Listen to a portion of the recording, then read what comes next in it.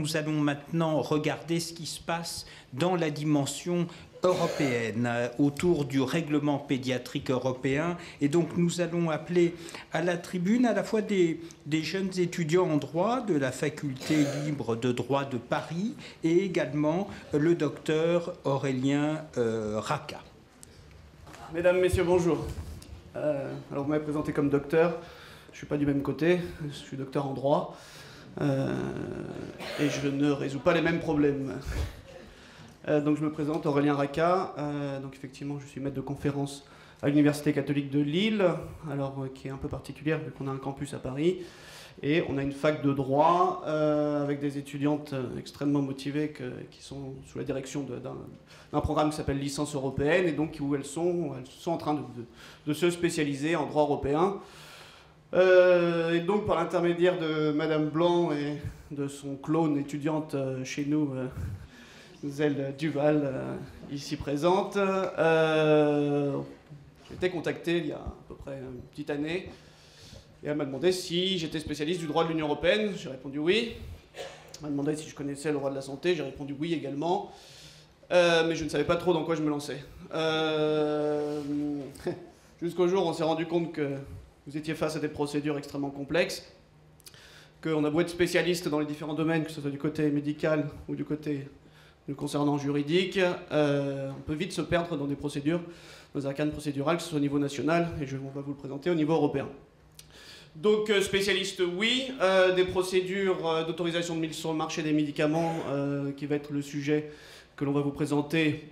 Un peu moins il y a quelques mois, un peu plus les derniers jours, et surtout donc avec une équipe que je vous présente qui se trouve ici. Donc on a une belle équipe d'étudiantes. Donc Mademoiselle Duval, Mademoiselle Garnier, Mademoiselle Formet, ce vont être le trio de tête qui va présenter et avec qui je vais me partager les quatre volets de notre présentation du règlement pédiatrique au niveau européen. Et ensuite, je tiens à toutes les présenter, vu leur investissement. Mademoiselle Delceni-Yag, que l'on excuse pour un petit contretemps de dernière minute, qui sera remplacée par Mademoiselle Lemarchand sur sa présentation de la réglementation américaine par la suite. Mademoiselle Vassal, qui n'a a priori rien à voir, aucun lien familial en tout cas, jusqu'au... Vous devez passer par mon intermédiaire pour les rencontres. Hein. Mademoiselle Pelatan et Mademoiselle Tempier, et je tiens particulièrement à les remercier. Il est extrêmement rare, elles sont en première et deuxième année de droit. Il est extrêmement rare d'avoir des étudiantes aussi motivées et qui s'investissent dans un projet aussi pointu, et elles se sont énormément investies à un certain moment, plus que moi, mais je pense qu'aujourd'hui je les ai rattrapées. Mais en tout cas, je les félicite énormément, c'est extrêmement exemplaire à ce stade. Donc on va vous présenter une réglementation européenne qui a mis un peu de temps à sortir. Alors aussi pour notre amie Nancy Goodman qui est spécialiste de la législation américaine. Il est extrêmement délicat de comparer le système européen avec le système américain pour la simple et bonne raison que les États-Unis sont un État à part entière et que l'Union européenne est arrivée sur le droit de la santé qu'à partir des années 90. Et donc on est plus dans un domaine de droit de la santé qui appartient aux États et qui ont tenté d'harmoniser au niveau européen certaines procédures. Et donc aujourd'hui on est dans un système extrêmement complexe qui va allier des procédures européennes qui sont extrêmement récentes, de fin des années 90, début des années 2000, et des procédures nationales sur d'autres volets. Donc ça complexifie énormément la compréhension générale. À partir de l'an 2000, un règlement a été adopté spécifiquement pour les maladies rares et pour les médicaments orphelins, excusez-moi, et médicaments orphelins qui peuvent concerner l'oncologie pédiatrique dans certains cas, puisque ça représente les médicaments qui concernent des patients de 5 personnes pour 10 000, si je ne me trompe pas, c'est ça, et qui a été beaucoup plus oncologie pédiatrique, qui a été beaucoup plus concerné par un deuxième règlement donc celui qu'on vous présente, qui date de 2006, qui est extrêmement général, qui va concerner toute la recherche pédiatrique et dont l'oncologie pédiatrique va être concernée par une partie. Le problème, c'est que les constats récents de l'an dernier, Mme Blanc l'a mentionné tout à l'heure, c'est que seulement aujourd'hui 11% des projets qui sont développés dans le cadre de cette procédure concernant l'oncologie pédiatrique. On a un grand problème de visibilité aujourd'hui, malgré les annonces qui sont faites de lister les médicaments qui sont concernés. Aujourd'hui, en tout cas, on a fait pas mal de recherches. On a beaucoup de mal à lire les données et à savoir si véritablement, aujourd'hui on en est à quelques années de recul, la Commission européenne dit qu'elle n'en a pas assez et qu'il faudra attendre 2017 pour faire un bilan définitif. Donc aujourd'hui on a un manque de visibilité, on ne sait pas, et là c'est une question que je pose aussi, que je posais aux spécialistes, est-ce que vous savez si à l'issue de ce règlement on a quelques exemples de médicaments arrivés à terme et qui ont répondu à cette procédure et qui ont répondu aux problèmes rencontrés par l'oncologie pédiatrique. Donc ça fera sûrement l'objet de débats par la suite. Mais en tout cas, pour le moment, au niveau européen, quelques problèmes de visibilité. Donc il y a eu 3 innovations majeures avec cette réglementation européenne qui avait été initiée dans les années 90 de créer progressivement une procédure harmonisée pour éviter ce que présentait, c'était Monsieur Lemos, si je ne me trompe pas, Monsieur Lemos, ce problème de concurrence entre les États, savoir qui a le meilleur médicament, lequel a breveté et a mis en circulation un médicament et lequel ne l'a pas fait. Ça d'ailleurs, c'est la plupart du temps les affaires en tant qu'avocat que je rencontre. Je vais suivre une thérapie dans un autre État et comment je fais pour m'assurer une prise en charge quand je reviens auprès de ma sécurité sociale nationale. Et donc ça, c'est le cœur des gros conflits entre les États, c'est d'avoir des meilleurs traitements ailleurs et les prises en charge sont extrêmement délicates. Donc c'est pour éviter cette concurrence qu'il est créé des procédures d'autorisation de mise sur le marché qui vont être harmonisées au niveau européen pour avoir les mêmes thérapies, les mêmes médicaments à terme. Et c'est quand même pas une des moindres ambitions d'avoir voulu développer une telle procédure. Donc ça, c'est quand même une grande avancée à partir de ce règlement qui a rendu obligatoire ce qu'il est appelé les PIP, le plan d'investigation pédiatrique, dans 3 situations.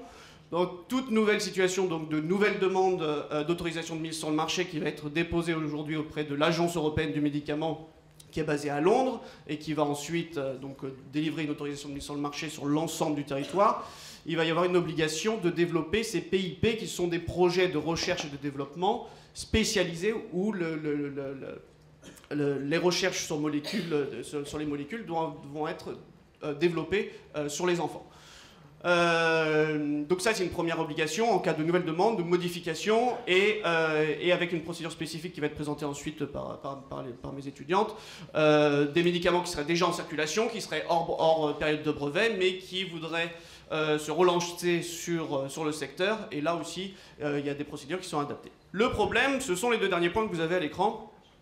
C'est la possibilité qui a été donnée au laboratoire, à l'industrie pharmaceutique, de déroger ou de déposer des demandes de report. C'est-à-dire, pour éviter ces obligations de PIP qui seraient spécifiques à la pédiatrie, elles peuvent avancer que sur différents points, que ces recherches ne sont pas utiles dans le domaine pédiatrique, ou trop risquées et qu'elles ne veulent pas s'engager. Si elles prouvent justement que ces risques sont trop importants, elles peuvent s'en dédouaner. Et les faits prouvent que sur les dernières années, il y a beaucoup de demandes de dérogation qui ont été déposées et autorisées donc, par ce comité pédiatrique qui est un démembrement de l'Agence européenne des médicaments. Et cela pose quand même d'importants problèmes de développement, en tout cas, qu'on abordera par la suite.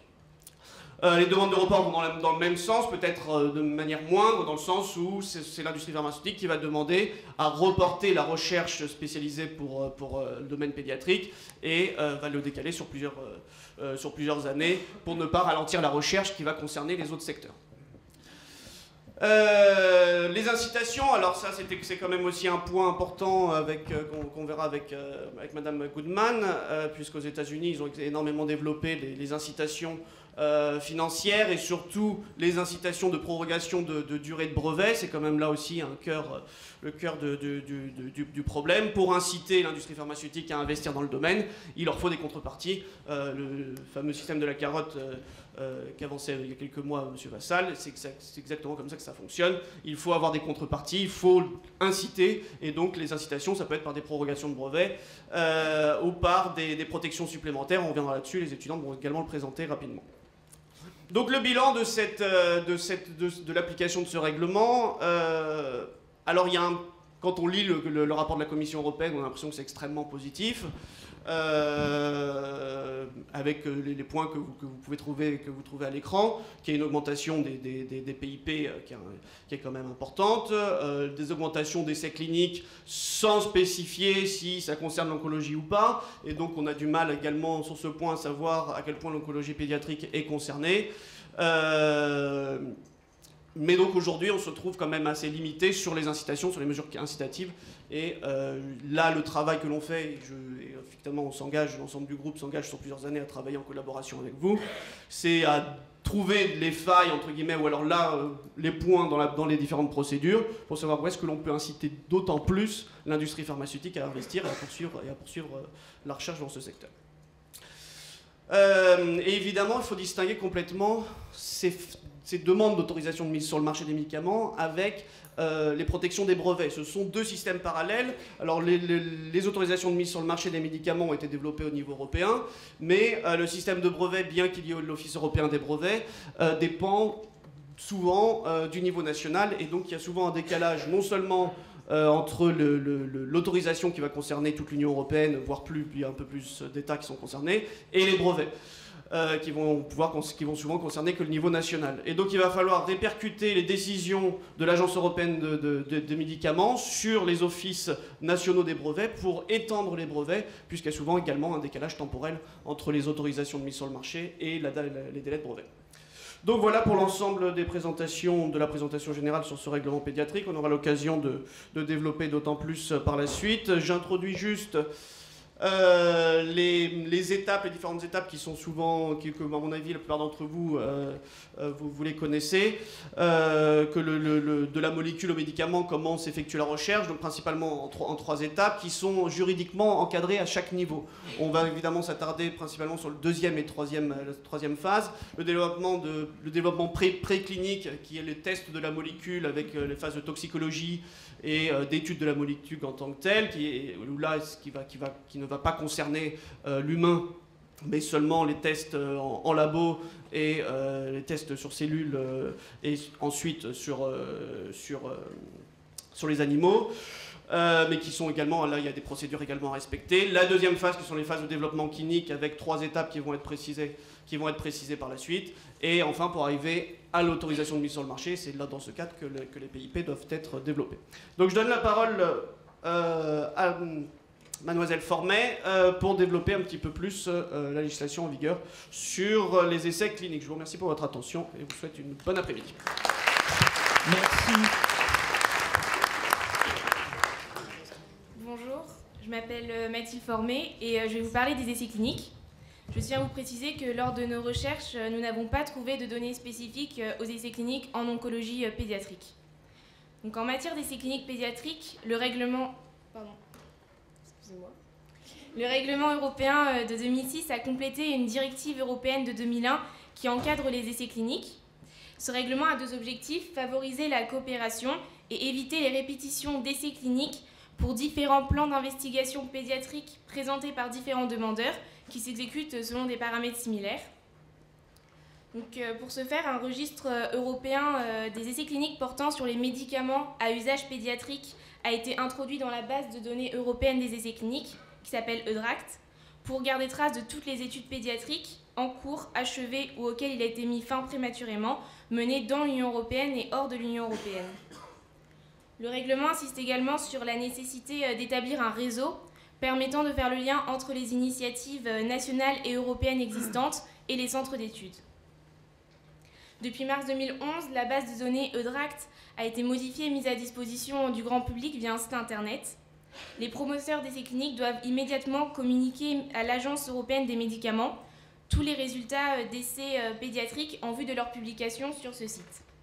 Donc pour avoir un ordre d'idée, en juillet 2013, 37 646 essais cliniques étaient enregistrés dans la base de données EUDRACT, dont 79% par des sociétés.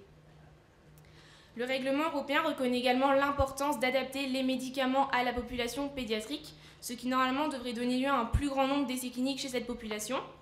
Mais les chiffres issus de la base de données EUDRACT n'ont pas encore fait apparaître d'augmentation des essais pédiatriques, mais leur nombre est resté stable entre 2006 et 2012, avec une moyenne annuelle de 350 essais cliniques, alors que pendant cette même période, le nombre d'essais cliniques sur l'ensemble de la population a diminué. Donc, le démarrage d'une grande partie des essais cliniques pédiatriques a été reporté pour éviter des retards dans l'autorisation des médicaments correspondants destinés aux adultes. Donc, l'influence du règlement de 2006 sur les essais pédiatriques sera plus évidente dans la base de données EUDRACT dans quelques années. Mais cependant, une nette augmentation peut être constatée dans le nombre de participants aux études pédiatriques. Donc, vous pouvez voir sur ce tableau issu du rapport de la Commission européenne qu'en 2006, 2007 et 2008, les nouveau-nés prématurés et non prématurés n'étaient pas du tout concernés par les essais cliniques, alors qu'en 2012, ils sont près de 3000 à être concernés. Et concernant le nombre total d'enfants recrutés dans les essais cliniques, leur nombre a été multiplié par 14 entre 2006 et 2012, ce qui est considérable. Mais il faut donc retenir qu'il y a plus d'enfants recrutés dans les essais cliniques, bien que le nombre d'essais pédiatriques n'ait pas augmenté. Donc, un des objectifs du règlement européen est d'éviter les répétitions d'essais cliniques peu utiles, mais sa mise en pratique est complexe, puisqu'elle nécessite une stratégie coopérative entre sociétés qui est peu fréquente, puisque les sociétés sont réticentes à partager des données dès le stade de la conception d'un médicament pour ensuite participer à des comparaisons directes. Pour ce qui est à venir en matière d'essais cliniques en général, un règlement européen vient d'être élaboré avec plusieurs objectifs. Donc tout d'abord, abroger la directive de 2001, ce qui est une bonne chose puisque un règlement européen est d'application directe dans les États membres, alors qu'une directive donne des objectifs dont la réalisation est laissée à discrétion des États membres. Donc, comme autre objectif de ce nouveau règlement européen, c'est de stimuler les essais cliniques en Europe et d'effectuer un meilleur contrôle au niveau de l'Union européenne, de faciliter les démarches, de permettre une plus grande transparence des résultats, de garantir les droits des personnes participant à ces recherches. Son adoption formelle est prévue prochainement et ce règlement devrait s'appliquer à compter de 2016. Donc pour conclure ma présentation, le président de la République a annoncé le 4 février dernier, lors de la présentation du plan Cancer 3 à l'Institut national du cancer, que l'enjeu du nouveau plan Cancer est de doubler en 5 ans le nombre d'essais cliniques pour qu'il concerne notamment les 1700 cancers pédiatriques, ce qui laisse espérer en de belles perspectives d'avenir en matière d'essais cliniques pédiatriques.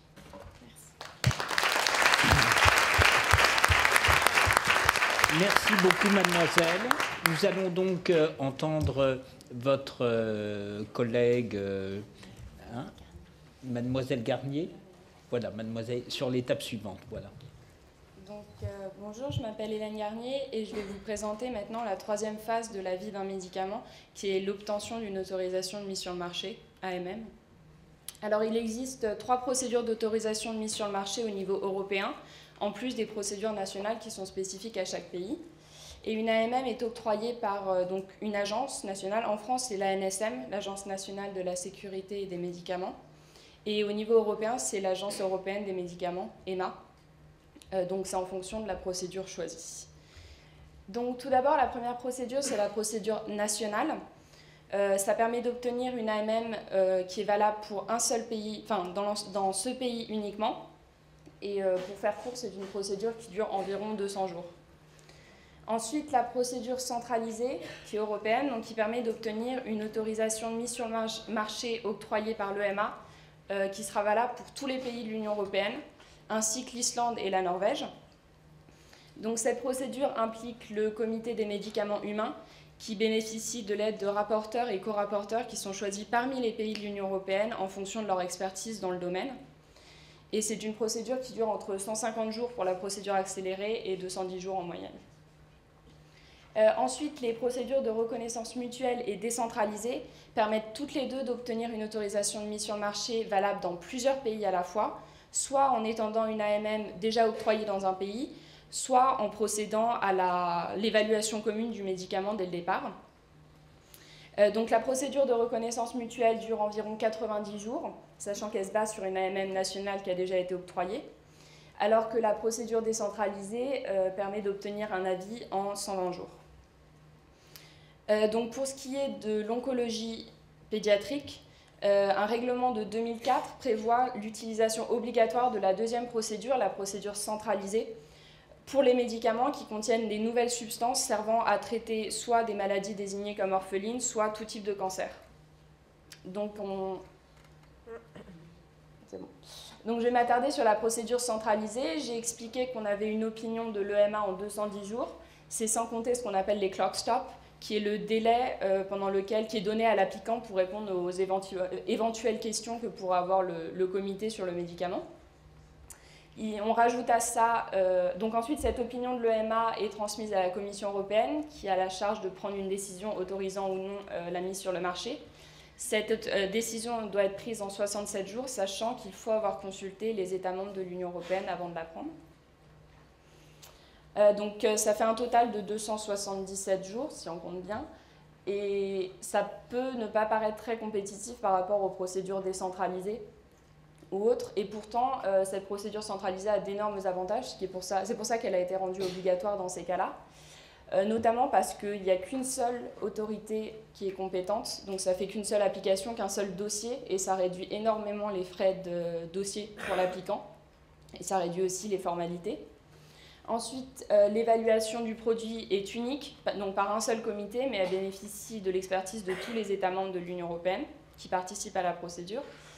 Et bien entendu, l'avantage principal de cette procédure, c'est d'avoir en une seule fois une autorisation de mise sur le marché qui est valable dans tous les États membres, ainsi que l'Islande et la Norvège, et sans qu'il y ait besoin de plus de formalités procédurales au niveau national.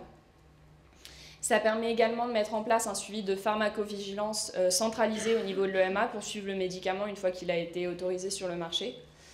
Et enfin, la modification de l'autorisation de mise sur le marché, si elle est nécessaire ensuite, se fait une seule fois au niveau de l'EMA et non pas dans chaque pays individuellement. Donc l'utilisation de la procédure présente beaucoup d'avantages pour l'applicant. Et malgré une mise en œuvre qui peut paraître un petit peu longue, elle simplifie énormément les formalités et ça permet notamment une meilleure collaboration entre tous les produits pour soigner, qui concernent l'oncologie. Donc ça permet une collaboration entre l'oncologie pédiatrique et l'oncologie qui concerne plus les adultes. Voilà, merci beaucoup. Merci beaucoup.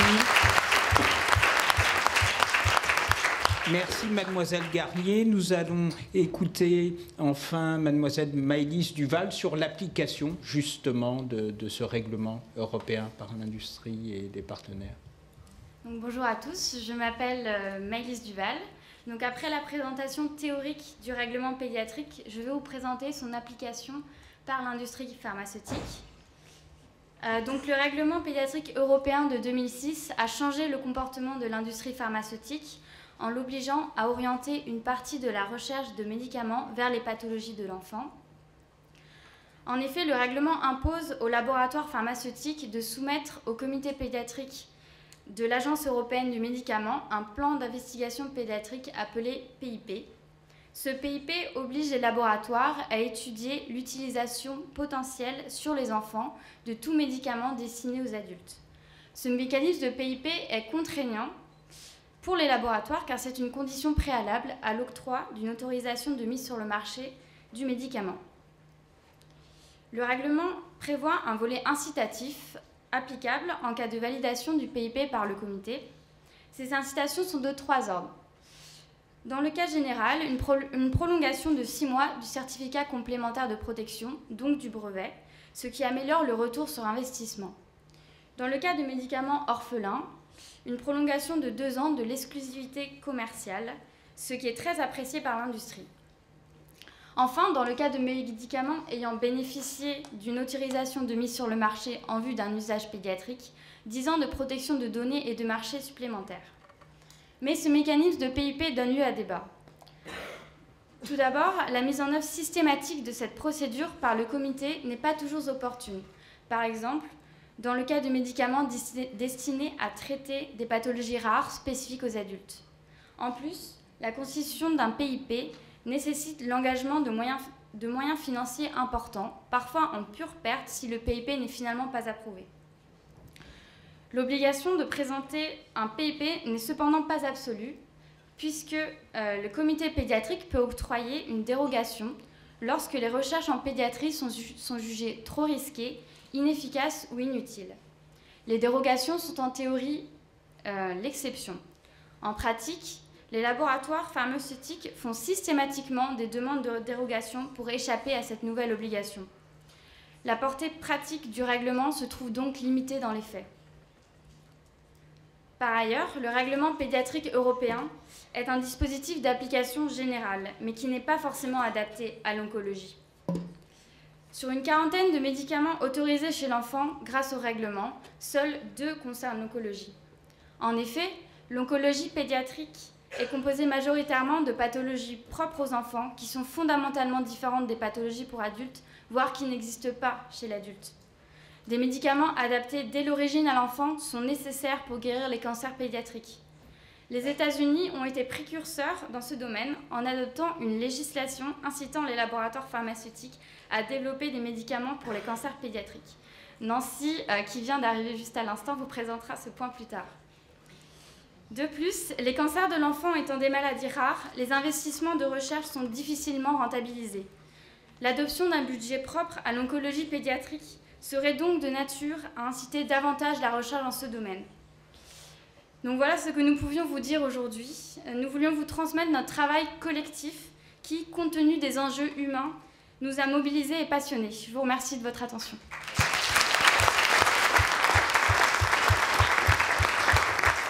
Merci Maëlys. Patricia. Non, je voulais juste rajouter un petit mot pour dire comme c'était un sujet quand même super difficile pour ces étudiants et je voudrais qu'on les applaudisse vraiment très fort parce que c'est quand même pas évident. Et puis c'est Maëlys qui est venue me voir et qui m'a dit voilà Patricia, on aimerait t'aider et qu'est-ce qu'on pourrait faire? Alors ils ont collecté des fonds à la fac pour les enfants qui ont été ils ont fait des cadeaux avec pour Noël, mais ils s'attendaient pas à ce que je leur demande de faire ce genre de choses. Alors voilà, un grand merci et bravo.